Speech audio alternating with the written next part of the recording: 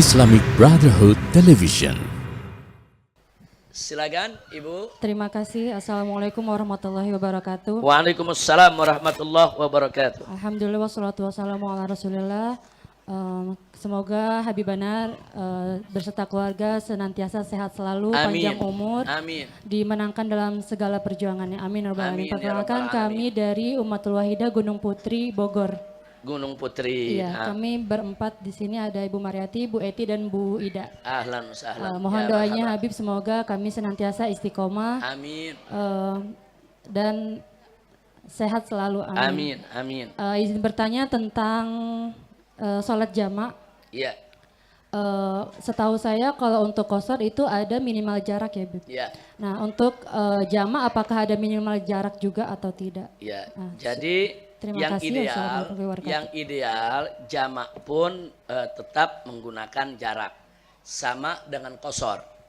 Akan tetapi ada sebagian ulama safar qasir, perjalanan yang walaupun tidak mencapai 82 km masih dibolehkan untuk jamak. Lihat situasi kondisinya. Kalau situasi kondisinya wah ini takut nanti tertinggal atau terlupa, takut di sana ada sesuatu, itu di perjalanan masih boleh dia untuk menjamak. Walaupun sebetulnya yang ideal jamak tetap mengikuti jarak sama dengan qashar. Hanya bedanya kalau jaraknya 80 atau 82 km lebih dia boleh jamak dan boleh qashar. Tapi kalau jaraknya kurang qashar nggak boleh. Tapi untuk jamak masih dibolehkan kalau memang seperti kayak Jakarta Bogor kan belum 82 km. Nah itu sebagian ulama masih membolehkan tapi tetap nggak boleh di qashar. Hanya boleh di jamak. Tapi saya anjurkan kalau selama tidak merepotkan sebaiknya tidak kita jamak. Sebaiknya tetap sholat seperti biasa. Tapi kalau ada yang di jamak boleh, nggak apa-apa. Kalau khawatir repot di jalanan, apalagi banyak rombongan, rombongannya sekian bis atau bawa anak-anak, nanti repot ngaturnya dan lain sebagainya. Jadi kalau kondisi-kondisi begitu masih boleh, nggak apa-apa, nggak apa-apa. Tapi jangan dijadikan kebiasaan. Tapi kalau 82 km ke atas, kalau ditanya bagaimana kalau kita musafir Jakarta Bandung sudah 200 kilo kan, maka yang afdol di jamak dan qashar.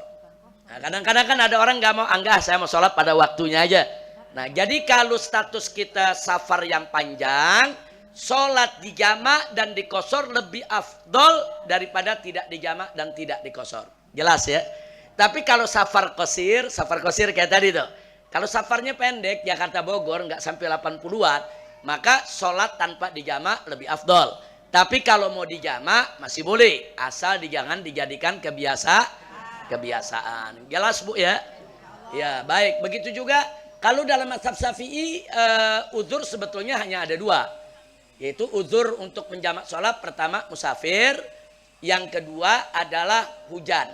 Bagi mereka yang sholat berjamaah di masjid. Jadi sholat berjamaah maghrib di masjid, tahu-tahu petir keras, hujan lebat. Nah itu boleh dijamak maghrib dengan isya, habis jamak pulang nanti sholat isya nggak perlu ke masjid lagi. Nah itu hampir semua mazhab membolehkan itu, termasuk mazhab Imam Syafi'i. Jadi berpergian jauh dan hujan. Yang ketiga yang diperdebatkan oleh ulama, bagaimana kalau sakit? Mazhab Malik membolehkan kalau sakit untuk dijamak. Mazhab Imam Malik kalau sakit boleh dijamak. Jadi dia boleh jamak takdim atau jamak takhir. Karena sakitnya ini akan merepotkan dia. Di situ ada masaggah.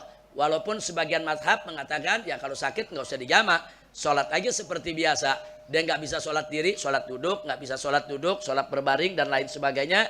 Tapi jangan dijamak.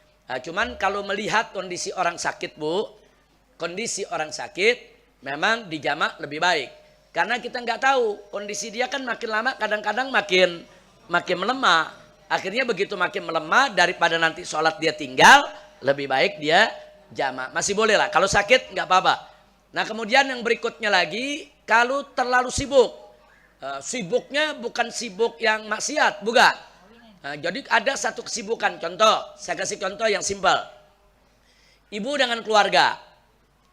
Ibu dengan keluarga jalan-jalan katakan pagi jam 9, 10 pagi ke Ragunan atau ke Taman Mini atau kemana begitu. Nah kemudian jam 2 ibu mau pulang. Jadi mau sholat zuhur, habis sholat zuhur mau pulang. Tapi ibu hitung, ini habis sholat zuhur jam 2 pulang. Ini jalanan lagi macet-macetnya nih. Ini sampai rumah bisa jam 6, jam 7 nih. Asar bisa hilang di jalan. Nah itu boleh kita jamak. Zuhur dengan asar kita jamak. Baru kita pulang. Jaga-jaga jangan sampai di jalanan itu kena macet. Karena kan kalau sekarang kan banyak macet. Zaman Nabi belum ada macet, Bu. Zaman sekarang nih macet kadang-kadang nggak pakai kompromi. 5 jam, 6 jam, 10 jam. Nah kalau ibu yakin, wah nih ada hujan besar nih. Nih ada beberapa ruas jalan nih banjir nih. Ini lampu merah banyak yang mati. Wah ini bisa berabe nih. Sampai rumah bisa malam. Sementara ibu mau sholat zuhur tuh jam 2 di tempat rekreasi tadi. Jamak aja dengan asarnya. Jadi kalau di jalan ternyata enggak keburu sampai kemalaman, ibu sudah sholat asar. Jadi hal-hal begitu boleh sekali-sekali, jangan dijadikan kebiasaan.